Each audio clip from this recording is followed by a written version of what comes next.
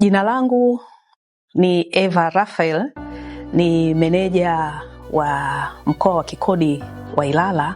Tunapoelekea katika maadhimisho ya siku ya wanawake duniani, tutapata nafasi ya kuongea na wafanyabiashara wanawake. Naitwa Esther Daniel Charwe, ni mfanyabiashara wa Tabata Segerea, Dar es Salaam.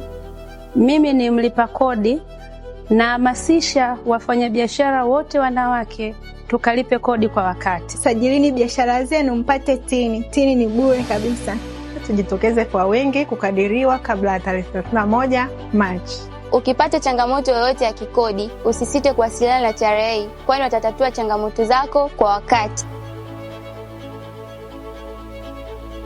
Napenda kutoa shukrani zangu nyingi kwa wafanyabiashara wote wanawake kwa mchango wao mkubwa ambao wameufanya. Kushiriki katika kuchangia pato la taifa pia ni kitu kikubwa sana kwa mwanamke ambaye ni mlezi wa familia, ni mlezi wa jamii, lakini pia ni mlezi wa taifa kwa maana amepata nafasi ya kuchangia. Tunamshukuru Mheshimiwa Rais wa Jamhuri ya Muungano wa Tanzania, Dr. Samia Suluhu Hassan kwa mchango wake mkubwa katika serikali yetu, lakini katika sekta ambazo wanawake wanafanya biashara.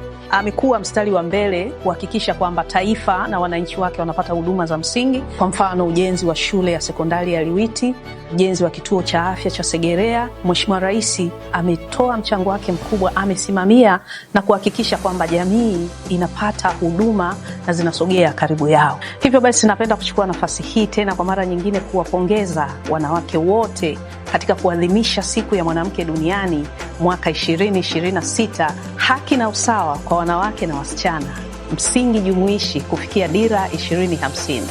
Asanteni sana. TRA, pamoja tunajenga taifa letu.